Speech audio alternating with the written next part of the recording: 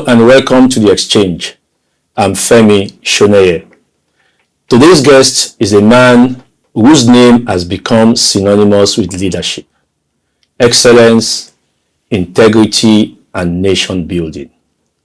He's a transformational coach, a visionary speaker, a nation builder, and a former presidential candidate. He's the founder of the Gemstone Group, a mentor to thousands, and the driving force behind some of Nigeria's most inspiring leadership initiatives, from corporate transformation to iconic community projects like the Mushin Makeover. Our guest today is Mr. Adetokunbo Fela Durotoye. You're welcome to The Exchange. Thank you so much. Thank you, Femi. FS and Joycelyn. Joycelyn. I know the middle name is quite a mouthful. Yes, indeed. Thank you for having me on this program. Our pleasure. We are honored Glad to be here. Yes, let's go quick to it. Mr. Fela, you've inspired millions of Nigerians and people all over the world. Who or what inspires you? Is there a ritual you do every morning that inspires you? We want to know what really inspires you. I think if I was to think about one word that inspires me, the one word would always be impossible. Impossible. I am so intrigued by the thought of doing things that people think are impossible. In fact, one of my favorite quotes is by one of the guys who inspires me the most. His name is Sheikh Mohammed bin Rashid Al Maktoum. He's the ruler of Dubai. Okay. He's one of the people who inspires me the most. And Sheikh Mohammed said, if an endeavor is not nearly impossible, it's not worthy of human pursuit. That if some people can't think that what you are trying to do can be done, if they don't think that, you must be crazy. So why do you want to put yourself towards it? Why do you want to do what can be done? When the world itself needs a different experience of its current reality, why would you? So I've always been inspired by the things that people think cannot be done. And all of my life, I've always been that boundary shifter, that border shifter, that person who pushes things.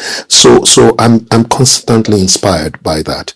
I'm constantly inspired in the place of prayer by the things that eye has not seen, the things that ears have not heard, the things that have not come into the hearts of men, that are the possibilities we carry in our being. I'm constantly inspired by that. I'm constantly inspired by checking why can't things be different from the way they are, and then to try and see. I don't try to explain why things are the way they are. I'm always asking why can't things be different. So that's it. And then in the mornings I do have a little bit of a ritual. I was waiting for that. So I do have a time, especially when I wake up within the first 15 minutes, I have a creed that I read to myself. And it's a way of reminding myself what my commitment to life is, because I did not give myself the gift of breath that day.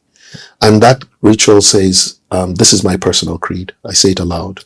I say, I hereby commit to live a lifestyle of leadership and excellence, and to do all within my power to bring out the best in me and the best in others. And I would say, to this end, I will make a positive impact on everyone I meet and everywhere I go. I will be a solution provider, not a part of the problem to be solved. I will be a role model worthy of emulation. I'll be my best in all that I do, particularly the things I'm naturally good at. I will do the right thing at all times, regardless of who's doing the wrong thing. I will value time and make the best use of it.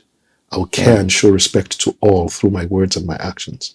I will consciously build a great legacy starting now, today, and every day. I will live a life of integrity and honor. And I'll make my family, my God, and my nation and my God proud. This is what I recite every day.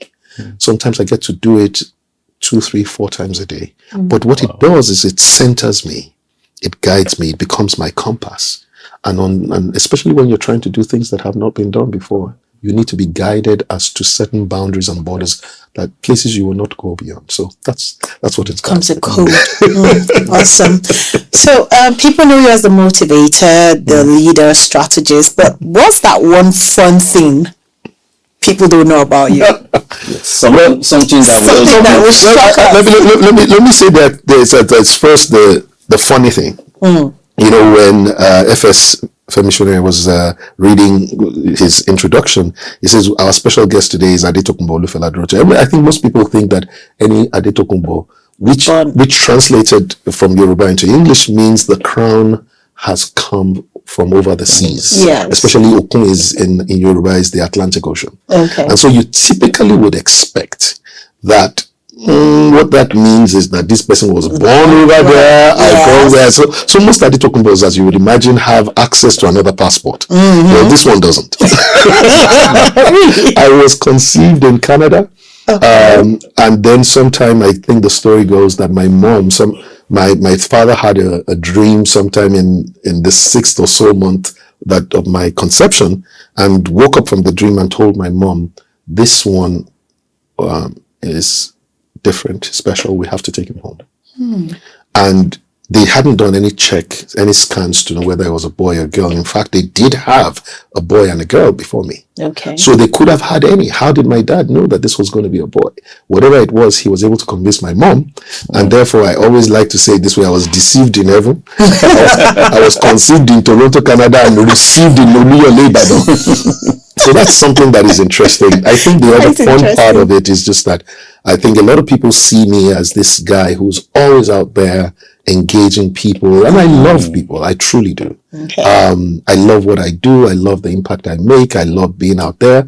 What most people don't know is that once I get back to my home, that's it. Curtains, everything. I am such a private person. I'm such an introvert. My kids and my wife are my best friends, so I'm a very insular person, even though I'm an extrovert on the outside. And they're both authentic. I don't struggle to engage out there, and I don't struggle to be by myself. So it's just comes naturally. It comes so naturally. Awesome. That's interesting. Awesome. That's interesting. Mr. Fela, Yes, sir. You've been actively involved in politics and advocacy. What did the last election cycle, what have you learned from the last election circle, especially about the psychology of the Nigerian voters and the future of participatory democracy in Nigeria? Oh, loaded question. I love it. So I've been more actively involved in 2 election cycles previously, because in 2019 I was a candidate of a party, went all the way to the ballot box, got voted for. So that you go the whole hog, it's an experience. It's an experience, Grace. When the last time I was less involved, but let me put it this way, more strategically involved. Okay, so doing things from the behind the scene, but allowing those things to be seen on the front, So a lot of people who thought that Fela, you are not involved, as I always laugh. I say, you don't know anything. You know what? It's okay. That's exactly how we wanted it anyway. Okay. So, but in 2019, the goal was to get, and please let me use it to be good people involved in the process that delivers good governance for them. I would like to say it this way. Nigeria is a blessed country, but its ability to become a great nation will depend on the quality of governance that it has. That's true. A great nation is a nation that people love to live, love to work, love to do business, and love to raise the next generation. Yes. Generally, if you see all the jackbas, people are leaving Nigeria to go to countries they consider to be great nations. Yes. Okay? So for Nigeria to become a great nation where people love to live, work, do business, it is not the blessing of mineral resources or natural resources or human resources. It is the governance and the quality of governance. Once you have good people, you will deliver a great nation. So the challenge is, what does good governance mean? Good governance means having good people who have credibility, who have the intellect, who have the capacity, who have the experience in terms of decision making in a way that can benefit the entirety of the nation. Not people who are self-centered or who are compromised with their integrity or any of those things. We're talking about credible people. We're talking about capable people. We're talking about people with the right level of character, people who have vision. When you have those kind of people in governing power and authority, you will see acceleration in ways that you cannot imagine. But to get those people there, a couple of things need to happen. Number one, good people need to go and get their voter's card and vote for good people. Which means that good people, we've described them, people with credibility, people with competence, all of that capacity. These people need to offer themselves to run for office.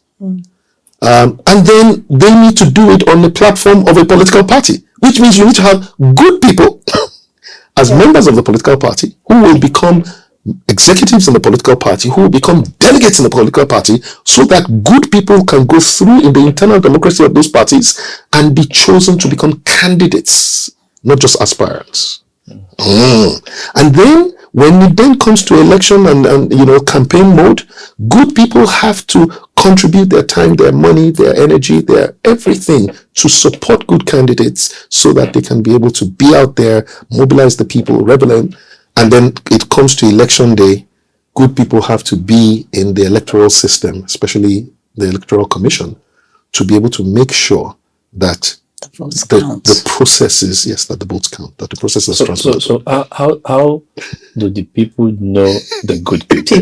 Well, because in Nigeria, about it, every politician presents himself or herself as a good person. Because good people leave a track record of goodness everywhere they've been. Right? So you can ask yourself, what did this person do when they were not in office? What did this person do when they were not campaigning? When did this person do? That's how you know a good person. Look at what have they done. Yes. If you've seen a person who's never, supported, doesn't have scholarship, does not have anything, and then the guy says, I'm going to give you free education, and you're like, come on, get out of here. These are all campaign talks.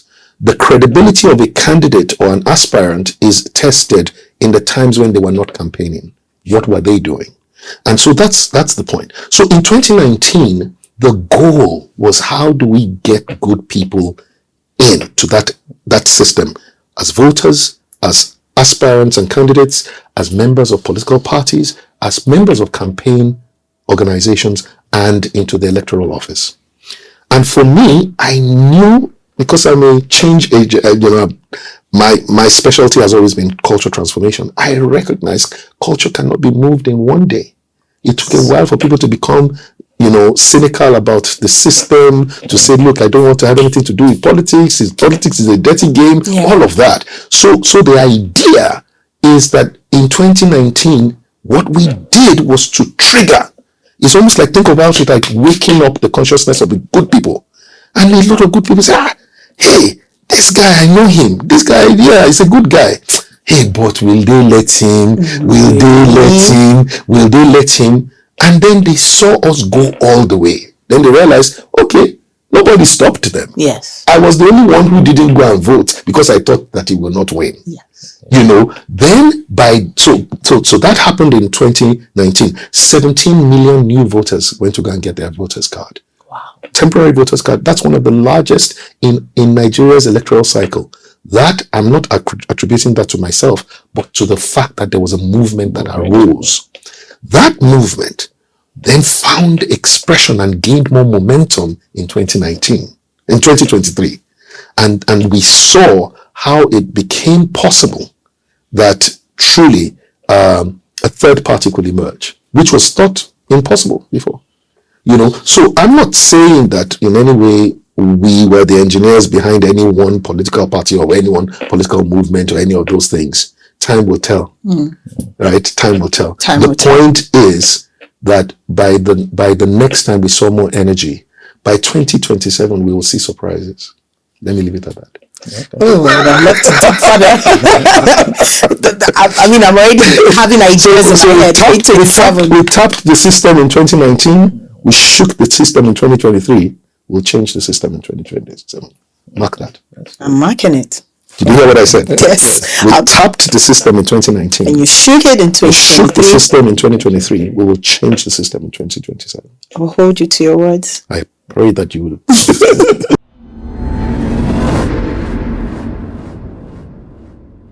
Okay, you know, there was something you spoke about when you were conceived, and you know your father. I just want to take you back there a bit. What was that? I mean, after you were born and you came to know of this knowledge, did that shape your world in, you know, your view in any way, or is there any other childhood experience that, you know, shaped your worldview the most? Well, yes. I mean, there were some significant childhood experiences that actually did shape my worldview. Okay. Some positive, some, well, one that was really very, very traumatic. My father was my best friend, and in that he was not only was he my best friend, I was his best friend, and everybody knew that. He never spoke to me like a child, so I grew up very fast. I was very advanced from a young age. In fact, yesterday on the plane coming to Abuja, I sat beside a gentleman who is friends with my brother and my sister, and they are 5 and 4 years older than me. And the guy was saying that, Fela, you know, from when you were a young child, you've always been different. You've always been special. He said you were always able to engage with us as almost like as peers, right? And nobody thought, what's wrong with this small boy? And that's in part because, I guess, my formative years, my father talked to me like as if I was a peer. So I grew up, it's not like he came down. He made my mind, and he could talk to me about things that were, even things that were happening in his marriage to my mom. You know, he could tell me that, look, this is what's going on, this is what's going on. So I had an insight. I think about it this way: I became older very young, at a very young age. But then, unfortunately, my father passed away suddenly when I was just 11 years old. Oh dear. Now that shaped that shaped my perspective on life. It even shaped the fact that I didn't want anybody to die meant that, you know what, I can't do medicine. I wanted to do medicine before. My father was a medical scientist. He was one of the world's leading scientists in the field of genetic science. But you know what? When my father died, I didn't want anybody else to die. I couldn't even think of death. So I decided not to do medicine. That led me to something different called corporate medicine, where I always say that, you know, I became a consultant. My sister's a medical doctor. She's a consultant. She has patients, I have clients. When her patients are saying my eyes are hurting, my clients are saying that we have a leadership issue or vision issue. If it's head, they say leadership. If it's mouth, they say corporate communications. If it's hands that her patients are talking about, my clients are saying production. If it's feet, it's marketing. If it's internal, it's administration. If it's heart, it's culture. So in a way, I'm still a doctor, but I'm just a corporate doctor. So that shaped that. But then I think the other thing was that, you know, as a young boy growing up, I can't tell why, you know, whether it was in Sunday school, they would have one presentation to make in the big church. They would ask me to go, and I would stand in front of people at the age of 5, 6, 7. I used to do that. At about 11, I became the leader of a musical youth band, right? 11, 12, 13. So I've been used to engaging people, spotlight on me, standing, crowd. Today, a lot of the work that I do has to do with engaging a multitude of people. So again, those are one of the ways that I have seen that in my childhood days, you know, it shaped the way. Awesome. Yes, Mr. Fela. If you could reform just one sector, just one sector in Nigeria today, Just one. which sector would you reform and why? I would reform the security sector, if you think of it as a sector, but particularly the Nigerian police force. Okay. Yes. What do you think Why? is wrong with the Because the Nigerian police force is the image of governance or government to a people. The Nigerian police force is the most embedded agency of government that interacts with people the most. And as the police goes, the consciousness of the people think this is how we are. So when a policeman stands on the road and collects money, it is in the uniform. The damage that he does is not only to his own psyche as somebody who is using his uniform to coerce corruption and encourage corruption. It's the fact that the people are looking and saying, we're a corrupt people and therefore we're a corrupt nation. Do you see it? What happens is that the greatest nations that we say, remember what makes a great nation? People love to live, work, do business, and raise the next generation. Yeah. What happens is that you see their policemen are impeccable. Mm-hmm. They are typically incorruptible, typically. Not that there's not background, but in what they show to the people. When they even do their movies, they always make sure that their police guys are seen properly equipped. Yes. You know, as opposed to what we're doing with our own Nollywood. They always say that they rob. So when you fix that, you fix the way that people view governance, you fix the way they view the nation, and therefore you fix the way they view themselves. If I could fix one particular agency, it would be the police force. And when you do that, you know, people would begin to love police force, and then the intelligence that usually helps in all the other agencies in finding and identifying crime or terrorism or any form of insecurity, those things will naturally happen. But you fix the police force, make the police force the most honorable and the most trustworthy agency of people, and you'll see something that has never been. It will change everything. What do you think is the challenges with this transformation? Oh, well, so the challenges facing the police are pretty much about three major challenges. Number one, I would say that there are human resource challenges that usually start with, you know, leadership, the vision for a police force. What's the vision for Nigeria's police force? Like, for instance, you know. Secondly, you would ask yourself, how are people recruited? How are they promoted? The culture that recruits and promotes is the culture of an agency. So if people have to settle to get, you know, so that's one issue. The second one is, how are they empowered? Yeah. So how do you recruit the people? How do you empower the people? How are they empowered? Meaning, how do you train them? How do you equip them? How do you get them to do the things that they are meant to do? So they must know what best practice is. They must understand, and you must train them consistently, not just as an induction program, but consistent in training. Then the last one is, how are they rewarded?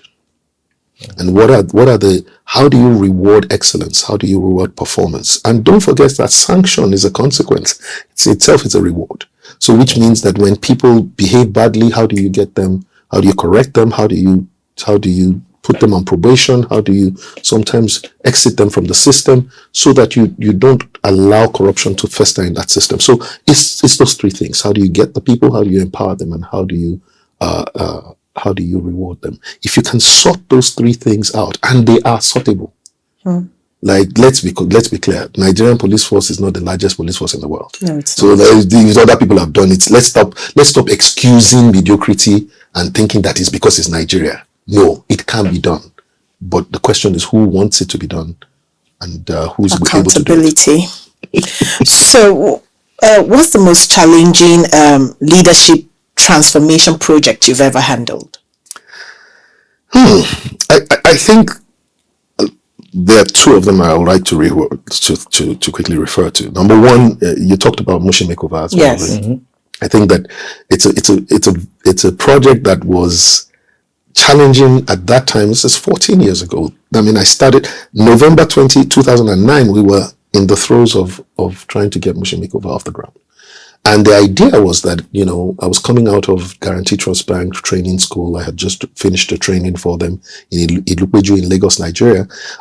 Somebody was coming in as I was driving out and said, "Please, Fela, where are you going?" I said, "I'm going to the island." He says, "Whatever you do, please don't go through the Lagos Western Ikorodu Road." He says, "Don't go there. A trailer has just had an accident, blocked the road, so the place is on complete lockdown." Wow. I said, what do I do? He says, you have to go through Mushin. And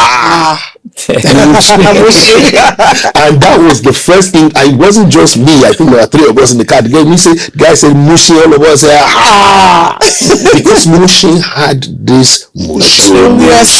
It's a suburb, people feel like something is so question was, well, but you have to face your fears when you don't have much of an option, right? The road is blocked. What's the worst thing that can happen? They will stop us. What would happen? So anyway, we decided to go through. And to my pleasant surprise, nothing like what we had imagined. Nobody was there to do anything. People were doing their work. But one thing I noticed was that a lot of the buildings were not painted. Many of the buildings were even some of them were never painted. Some of them, the paint has worn out so much that it looked like as if you were walking through black and white, Wow. And I remember having a conversation with the guys in the car, saying, come on guys, look at, when a gentleman was going to change, I'm sure many of you know Rudolph Giuliani, what's his name? Rudy Giuliani. One of the things that he did when New York was going to be transformed was they decided to paint buildings. And that sometimes just a coat of fresh paint can change the way that people view a particular place and the energy that comes out. So I was saying to them, I said, look at this place. If we can only paint this place, this place will not be half bad at all. It will be nice. People might even have it. And as I was talking, as some of the guys that were I beg. We are consultants. Please don't even let this one be an issue. But, it couldn't leave me. And one of the days I was invited to now come and speak in Mushin as a leadership conference. And as I was there, I got this inspiration for Mushin, MUSHIN, making unique stars and heroes in Nigeria. Wow. And once that thing locked up, it was like, look, and I said to the guys, look, guys, do you know what will happen if you were able to paint this place? The guy said, I said, if I came and said I wanted to paint, would you guys say, I said, yeah, we'll join you. I said, no, but yeah, you guys are the leaders. Why don't you guys champion it? When I got home, it's like, no, you have to go back there. The guys have said, if you come, we will do it. But that's impossible. That was what I said to myself. You remember I told you impossible reels. So boom, I started. And within 6 weeks, we were able to mobilize 2,000 people to come out to Mushin to paint 296 houses for free in one day. In one day? In one day. Now, before that, we had 120 young unemployed people, all unemployed, that signed up, and we took them to Berger Paints for 6 days. Berger Paints trained them on how to paint, how to do what was called more preparation, but they also taught them how to paint, right? Okay. And what then they did was that on the 6th day, the Berger Paint gave them all their startup kits, spray pasta, brush, all of those things, as that was their contribution to the Mushin Makeover project. Okay. So in the end, they did about 6 days of preparing the surface, scraping old paints, screening and all of that. And then when the people came, it was just easy for them to put the paint on the wall. We painted 28 bus stops. We painted 3.5 kilometers of road maidan. But I think that the one for me, it wasn't as much as what happened to the buildings. It was what happened to the people. 2 quick stories. Number one, I remember on that day, everybody was going, we were clapping, people were happy. And I saw a little girl who was sitting down on the side of a road, and at the side of her house, and she was crying. In this whole jubilation, why are you crying? So I approached her to say, why are you crying? And she said to me, now my friends can come to my house. Now that just boom, because she was always ashamed of her house. Right. The second part of it was that 4 years after Mushin Makeover, which is about 2013, my office was being painted. It was, we were supposed to paint the office. And they brought me the invoice, but the invoice had materials, but no label. And so I was saying, what's going on here? Who's trying to play fast one? And they said, no, the painter wants to see you. I said, guys, you guys are doing this. Handle that. That's not my, they said, no, the guy insists on seeing. Okay. So I go there and I said to him, look, sir, I don't have the time, but please, can you be quick about it? And he stood there and was looking at me, and tears started to drop from his eye. He said in Yoruba, and I will interpret in English, he said, Asho Tony, meaning that so it is true. It is the one who does good to others that may forget, not the one to whom good has been done. He says, you don't know me, but I'm one of the 120 young unemployed people that you trained. And he said to me, he said, what you don't realize was that I had tried to commit suicide 3 times before you picked me. Because one day my mom came in after I had looked for work so many times after my OND, and I couldn't find work. He says, one day I was sleeping in the afternoon and there was no light. My mother used a lantern to come into my room and saw me sleeping on the floor because the place was dark. And she said in Yoruba,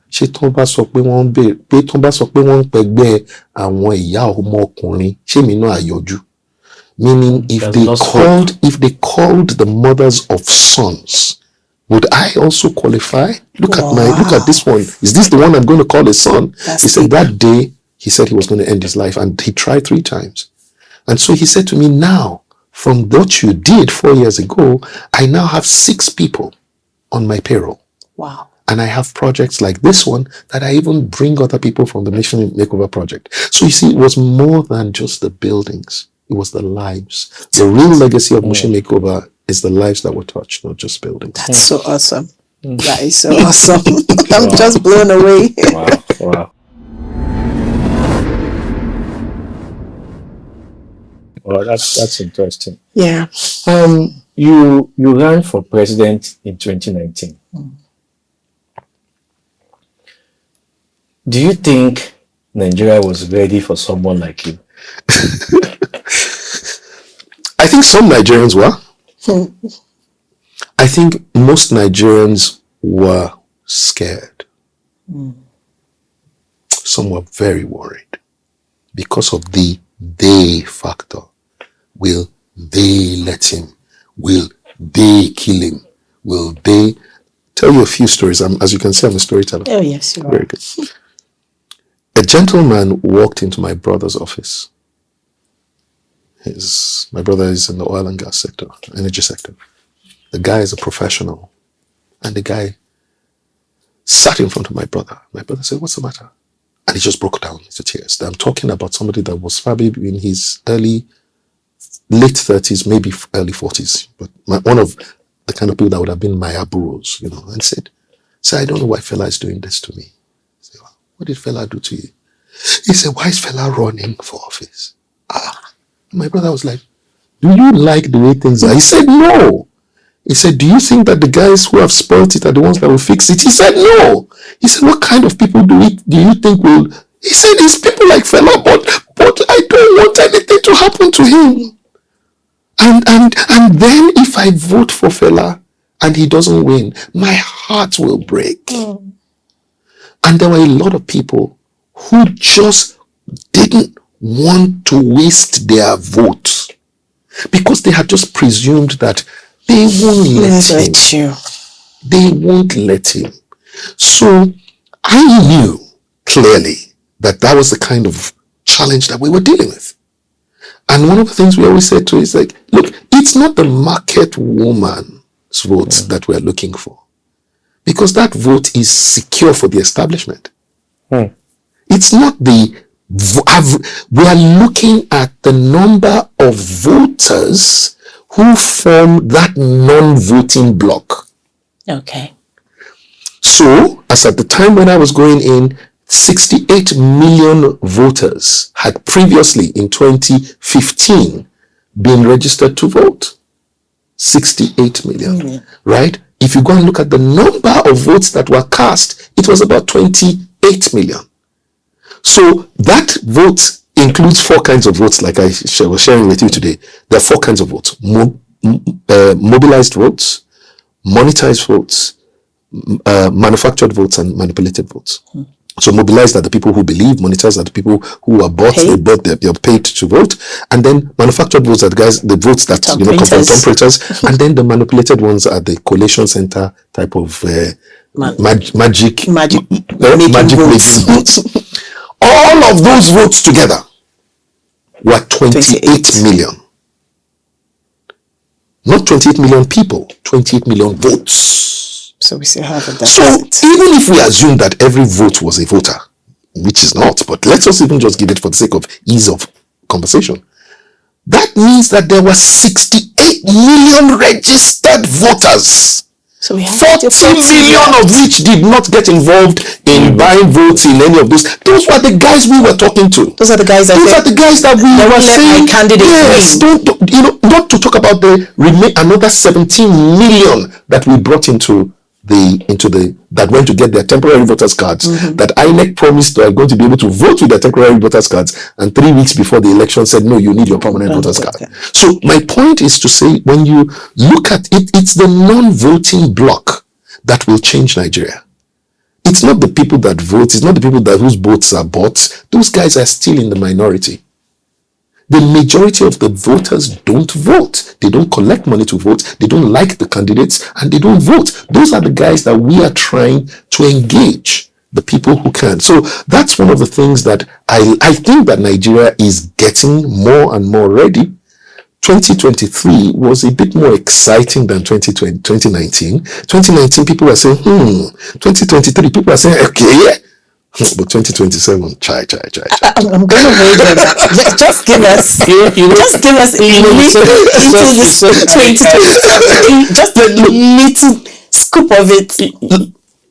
Which, if you look at,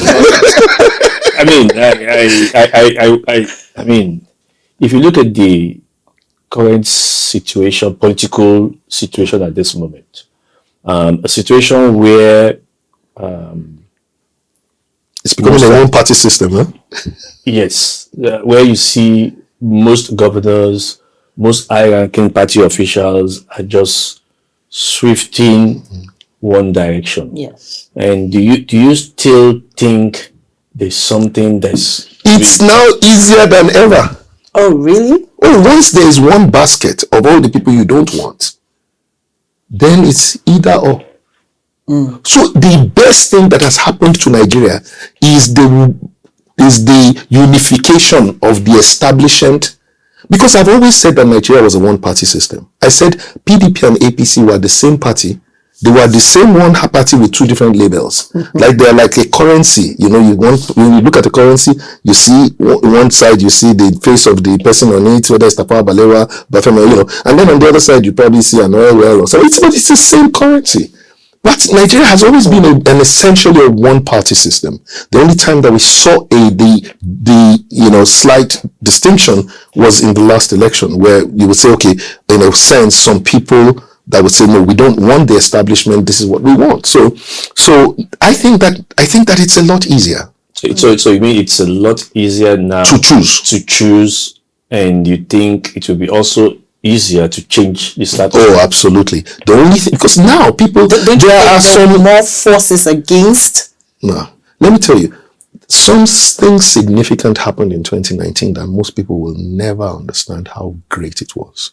That was what happened in Lagos. That the non-establishment were able to win Lagos showed that it is Ojuju that we have been scared of all this time. You remember Ojuju Calabar, the thing they were telling us that, Ojuju Calabar, every child thought that there was truly one masquerade outside. That was what kept people in, right? That kept people in the house. They're like, no, don't go out. When you think that this person or this personality or this is the ultra uber, the guru of politics, and then just like that, it can happen. It's possible. What happened in 2023 was the demystifying of political establishment.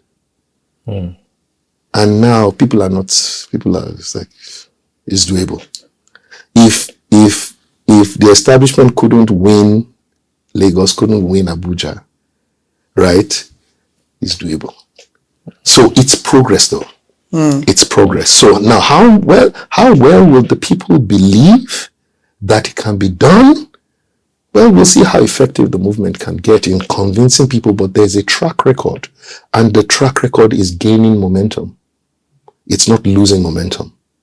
The momentum is behind the non-establishment movement. So we'll see what We'll happens. see what happens. So, but looking at today's political climate, what frustrates you the most? I think it's voter suppression.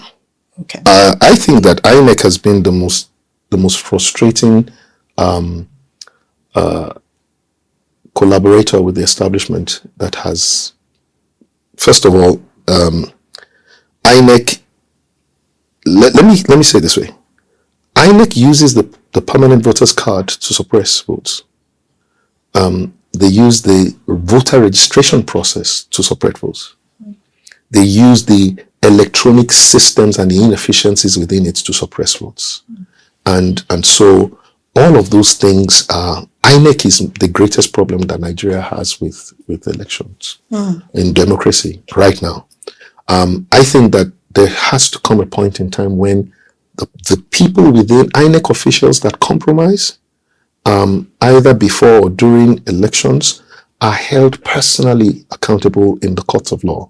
So if you are an INEC official and you were we have never seen anybody in INEC being jailed for being, and we know that they sometimes say it, oh, this person changed votes, but we didn't. So there is a corporate shield that INEC, and I guess, of course, the people who INEC worked for are the ones who will make sure that they are never prosecuted because they were the beneficiaries of it. Yes. But INEC is the greatest, most frustrating thing that we have right now. INEC, Yes, there is no reason why we should use permanent voters cards to vote. No reason whatsoever. Why? Because our biodata is not on the voters card. Our biodata is in the system. So my image is in the system, my thumbprint is the system, is not on the voters card. So why do I need The permanent. a permanent voters card when I have a unique registration ID? I have a unique voter ID. There are no two IDs that are the same. So whether it's a permanent voters card, or you just put in my face and the system is able to generate it. I can put my thumbprint and the system will bring it up. Yeah. So why do you want to tell me that I cannot register or I cannot vote with my... Now, please note two things that are very important.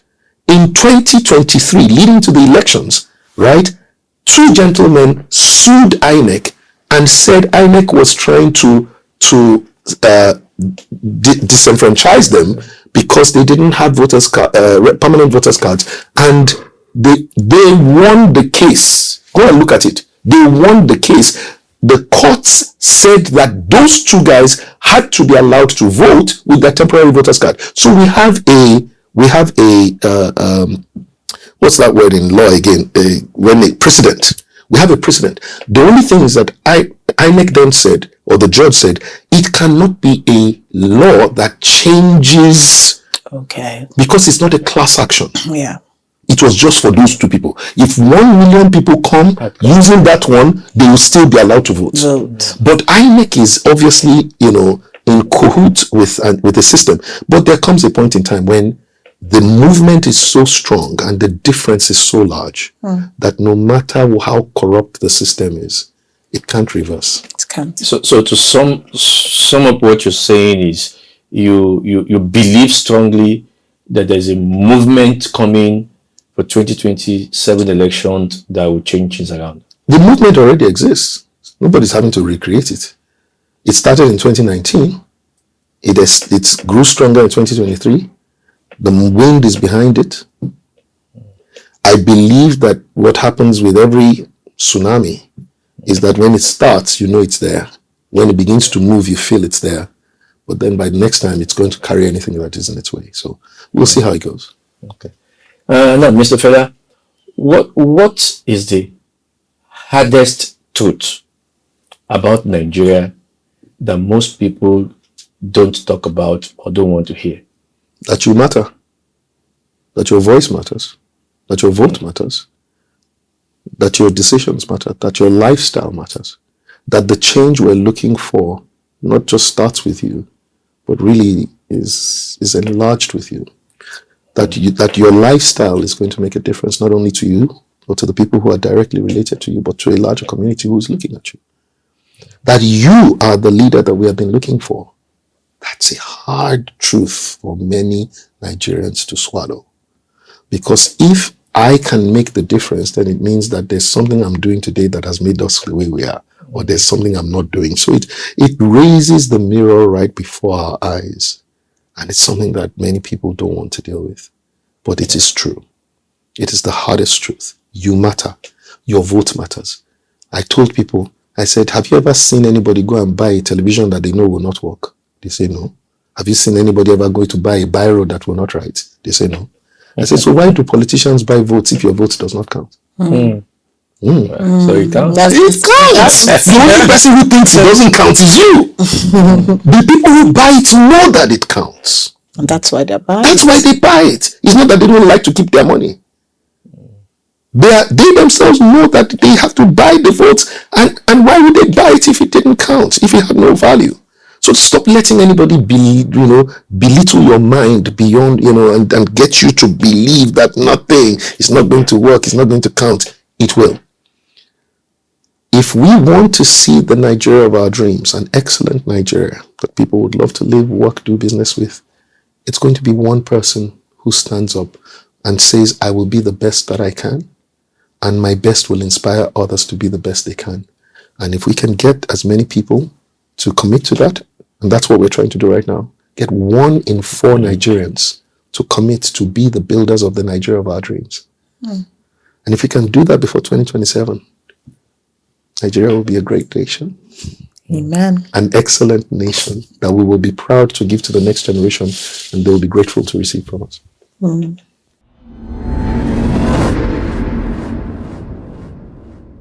So, on a lighter note, we've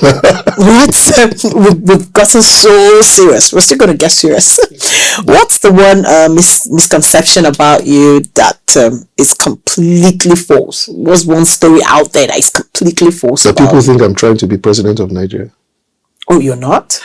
I don't care about being president of Nigeria. I just want a Nigeria that is excellent in my lifetime. It doesn't have to be me. Oh, okay. It doesn't have to be me. That's the worst problem that the establishment have. They would have wished that Fela was ambitious. I'm not. You're not? I have no ambition. If somebody still saw me today and said, oh, in 2019, I was one of the people who supported your presidential ambition. I said, Kai, I have no ambition. To be president? I have no ambition. I mean, I have a vision for Nigeria. Okay. I have a vision for Nigeria. I love Nigeria. I want Nigeria to become the greatest country on earth. But if Nigeria will become the greatest country on earth, led by somebody else in government, I am all for it. It doesn't have to be me. I don't have any me inside my equation. That's where the problem is. That's why I'm most misunderstood. I have no me in my equation. It is us. It is we. It is how to make it happen. So if it's not me, it doesn't matter. But can we do it? Can we get it done? And that's fine. Breaking story. I will never, Breaking story. If I was not president of Nigeria in my lifetime, it will not even be one of the things I will have on my deathbed, hopefully when I'm old and gray, to say, I've never once prayed. Whilst I was running for office, I never prayed, God, let me win.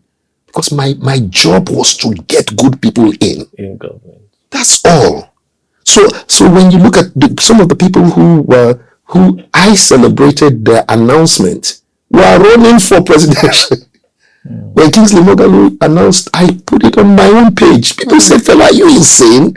I don't understand. This is not politics. This is not how politics is done. I say, I'm not a politician. I'm a nation builder. Politicians say me over we. Yeah. Nation builders say we over me. It's us that matter. It's united together. It's not dividing. Politics is where you do divide and rule. I'm not a politician. It's something that most people don't know. There's one question I've been wanting to ask you. A couple of months ago, there was some things in the media about you rejecting a 5 billion naira, contract because it was allegedly was inflated. Can you tell us what really happened? What's the first thing that I always like to say is, first and foremost, it was a long time ago. And I know that there are a lot of people who were trying to spin the narrative so that they could get, clickbaits and all of that. Try to make it seem as if it was current, or no, it wasn't even last administration. It wasn't, it was much longer than that. And what had happened was that just towards I think it was either first week of December or something, I got a call from a gentleman who said to me, "I'm speaking to you from the presidency, and we would like to do a program, a training, and the training will be called Ethical Leadership." So it's ethical leadership training in 774 local governments across Nigeria. But then he said, but we want to do it in 8 weeks. Like, oh, wow, okay. He said, that's what we want to do. And so we had 3 criteria by which we would select the persons that we would reach out to and probably give the work to. Number 1, the people must have, or the organization or the person must have expertise in ethical leadership. Number 2, the person must have a reputation of expertise. That this person must be known. That if we said this is the person that is running this program, Nigerians will say yes. But then the third, and I think the most complicated one, was the person must have the capacity to run 774 local governments training in 8 weeks, which would mean that every week they must be able to do 100 trainings. How they were going to do that is that you will have 50 sets of trainers that will train Monday and Tuesday in one local government. So that's 50. By Tuesday, you would have trained 50. Then Wednesday, Thursday, they will train another 50. He says, we know that not only are you an ethical leadership trainer, I train even ethical leadership for Stanford Seed program and all of that. He said, you have a reputation of integrity. And lastly, we know that you have been raising motivational speakers, corporate trainers, and all of that for years, since 2005. He said, so we believe that you are the only one that checks all 3 boxes. I'm like, okay. He said, so we would like you to please put in your proposal. So I called my team together. I said, look, you know what?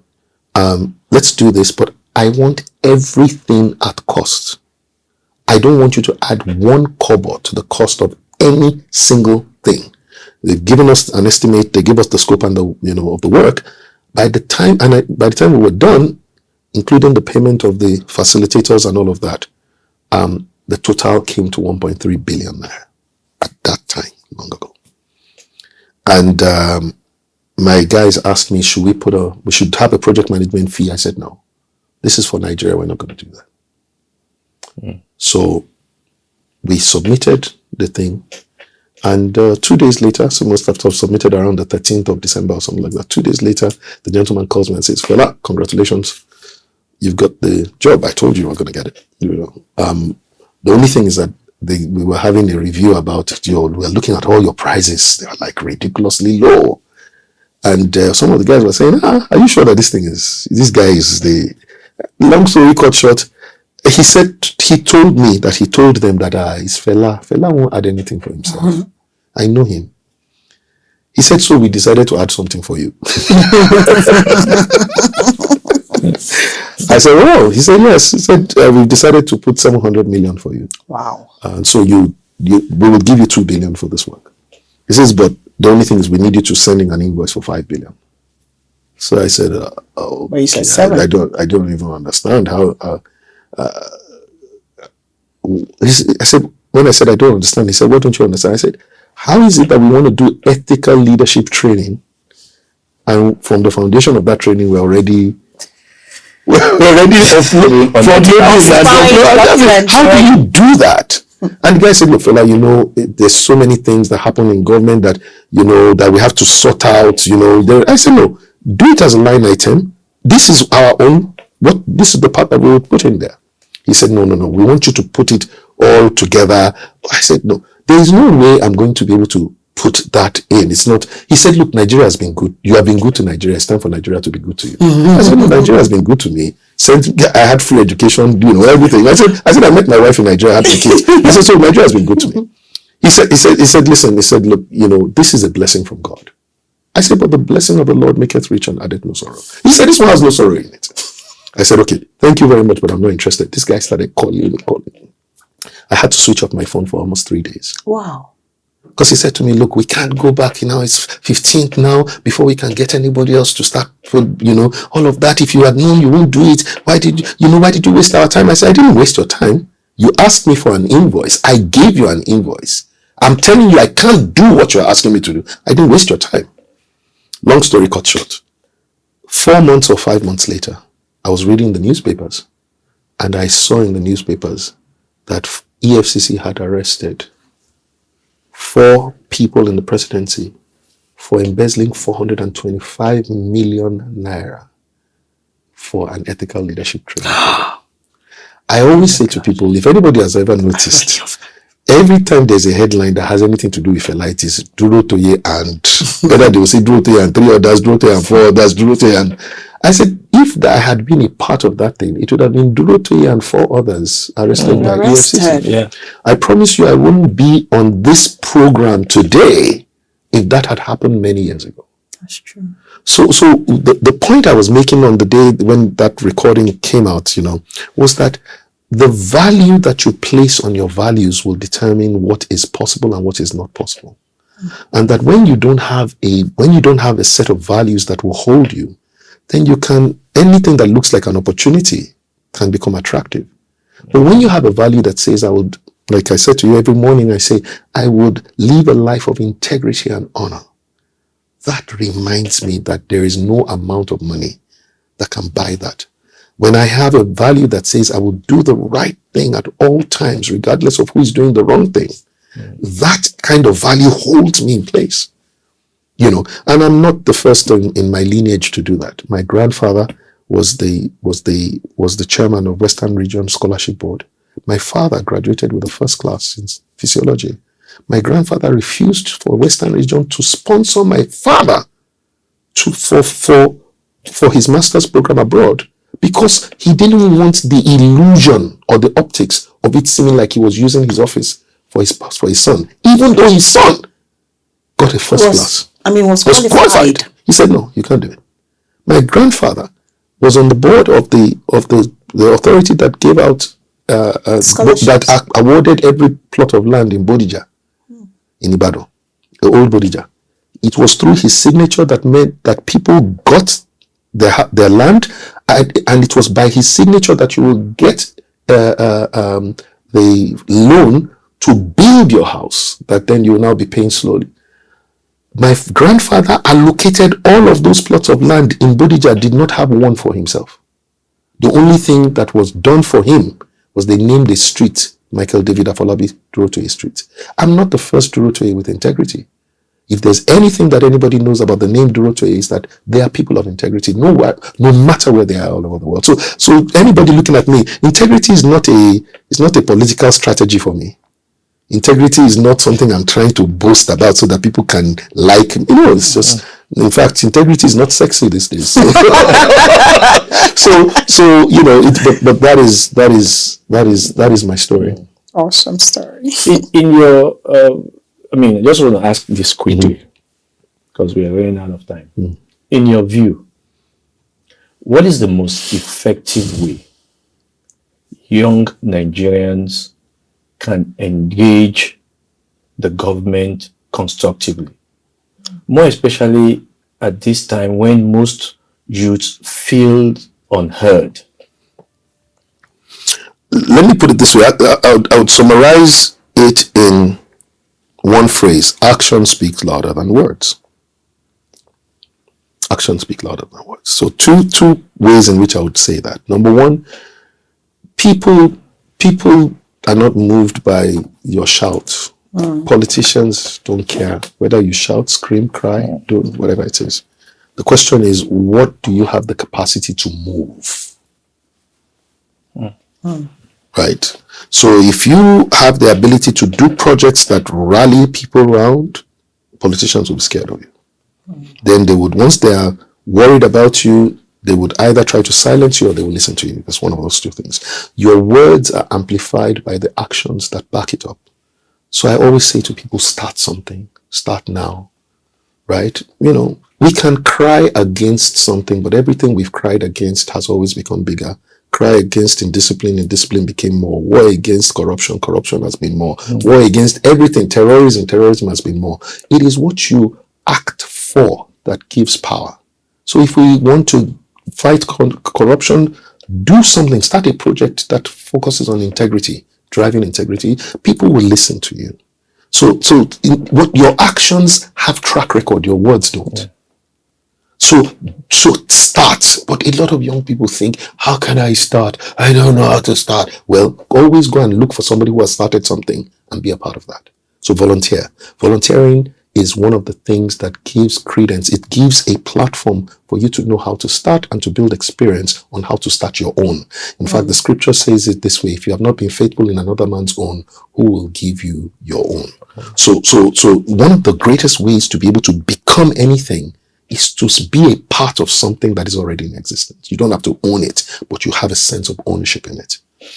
The second most important thing that I would say is get your voter's card. There is nothing a politician fears more on earth than a voter's card that is not guaranteed to vote for him. It is the only thing that shakes politicians. Yeah. That is why they would rather you go and shut down the road, but don't go to INEC office and collect your voter's card. You know what? Riot, complain, cry, lie down on the road, do everything you can. Politicians don't care. In fact, they like the optics of it. They like the energy because they think that by the time you are done, you'd have burnt yourself out. Remember, they just don't want you to come to the ballot box. That's all they want. That's why they would say things like, you hear that, there's violence, electoral violence. Do you know that on the day of election, is the safest day in Nigeria when you mark the number of deaths? Did you know that? Most people don't know that on election day, there are fewer deaths because the greatest contributor to Nigerian deaths is road accidents. And most election days, you are not allowed to travel. And so what happens is that in a whole city, maybe 3 or 4 people are shot. Of Lagos, that is 2 million, 21 million people. And then they'll say, electoral violence. Or in Port Harcourt, maybe 2 people were killed. And the idea is to make sure that you are so scared that you don't come out to vote. You don't come out to vote. So to me, I think that if your actions can speak louder than words, you will get respect. But more importantly, if you get your voter's card, and don't make noise, just get other guys that have voter's card around you, especially the people that you have their ear. Make sure everybody you know goes to get their voter's card. Then they will hear you. Awesome. Wow. What an enlightening session. It's been an awesome time with you. We won't spend really we won't take anything more than this what we've taken. And that's where we'll wrap it up today on the exchange. A truly insightful and powerful conversation with Mr. Fela Durotoye. Remember, you can listen to the exchange with Femi Soneye on Spotify and YouTube. Thank you, Mr. Duro. Thank you for coming. And, thank you. Thank you for being on the exchange, the White Room. Thank you. Glad to be here.